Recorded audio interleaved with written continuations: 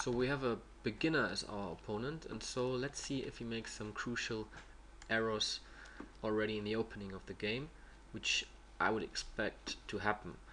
This is it looks strange that the queen is very early in the game, but this is a Scandinavian defense. It's a well-known opening, also played by some very strong players, and but this is not the common way to play the opening, because we just now protect our king, and afterwards, like in another video I uploaded, I think it was one of the first, it said don't lose time, and something like this. So this might be a repetition of this game, so let's see how it develops. I already threatened to play d5,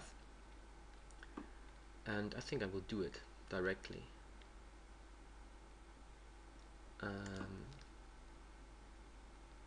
He was threatening to take on g2, but I want to keep my pieces on the board because his pieces are not arranged very good. So if he moves, for example, the queen to e5, I can attack it directly.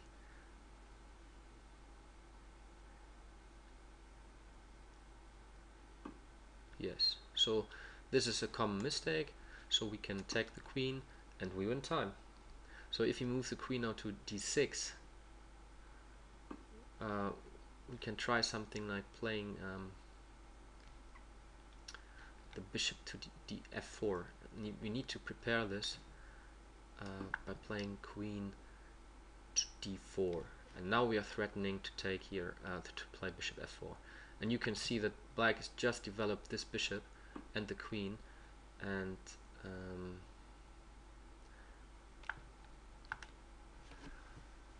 I mean, what he can do now is playing queen b4 when I play this move, but then we just grab this pawn here, for example, and then we are a pawn up and we have a much better position, so we don't need to win this game immediately. Here there are so many options. What about knight e5 or bishop b5? It's all possible, all possible. And I have some tricky ideas, maybe like playing bishop e5. He takes, let's say he plays c6. I take here. If he takes the queen, I can take maybe here on b7, and then promote the pawn to another queen, and he can't protect it, but he can take here. There are just so many ideas you have if you have a good position. It's like a German grandmaster said on television. It's like in a bakery or something, where you have so much things you can buy, some sweet stuff, and you can't choose. If you buy the brownie or some chocolate cakes or whatever, and this is exactly the same. So almost everything wins.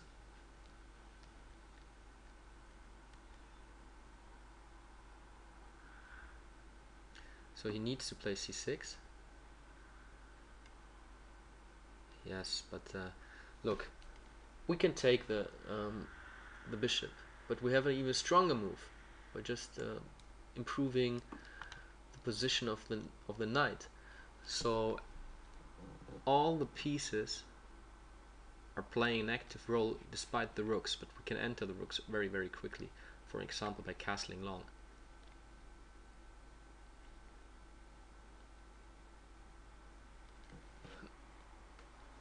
Excuse me. So now he starts to think, but it's a bit late.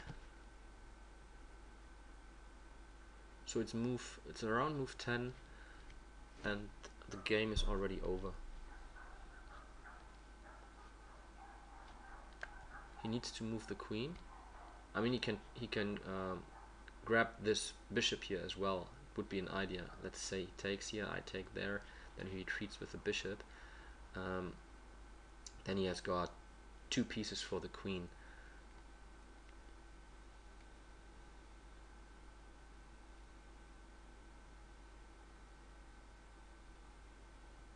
Something else you could do is playing bishop c5. but it doesn't help him that much. You can just retreat the queen.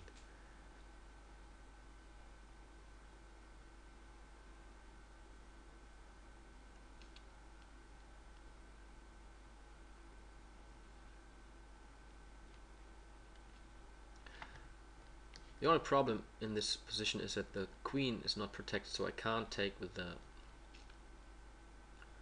with my pawn. But here I attack the queen again,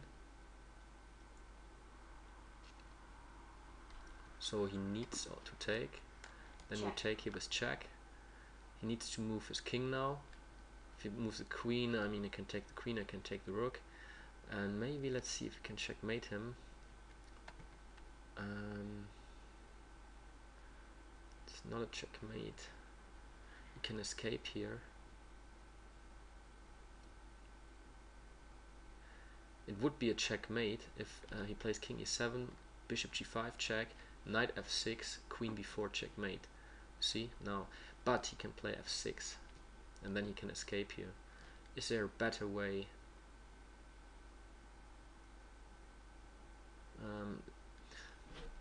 Queen b4 check, king f6, king f6. Let's say we sacrifice the bishop, so he takes. h4.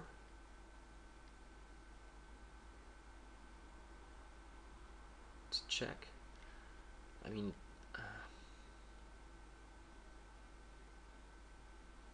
and we can improve the position of our knight as well. So I would say it should work. Yeah, check. Let's try this.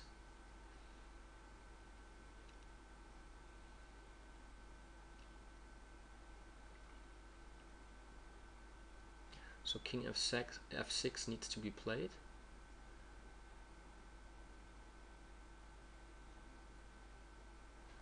Bishop e5, is this another possibility? Not really. I mean, you can also try to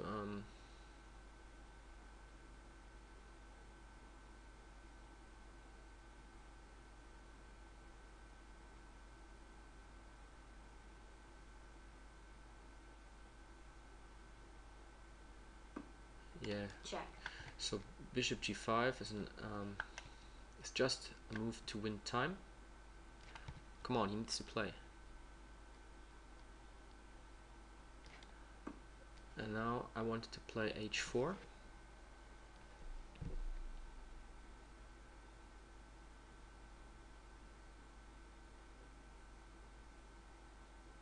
The king is in such a bad shape that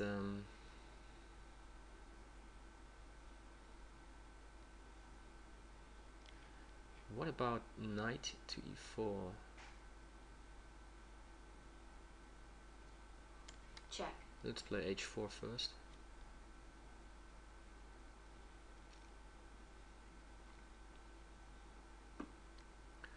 Okay.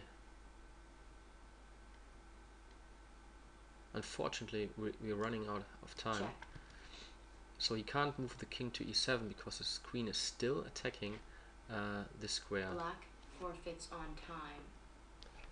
So I'm pretty sure that here is a quick win for white. I mean, we didn't have that much time now to calculate all the moves, but you can see that the king is exposed in the center, and these pieces can't help the king. Let's assume he moves, for example, the king to e5. I think we might sacrifice the knight here as well. Let's assume queen c3 check, and if he takes here, we can play queen e3 or queen f3 with check, bringing in the rook as well. There is no chance, I think, that the black king can escape here. And g6 as well. We play h5. He needs to go to a black square. Then we can again move the queen with a check to d2, for example. And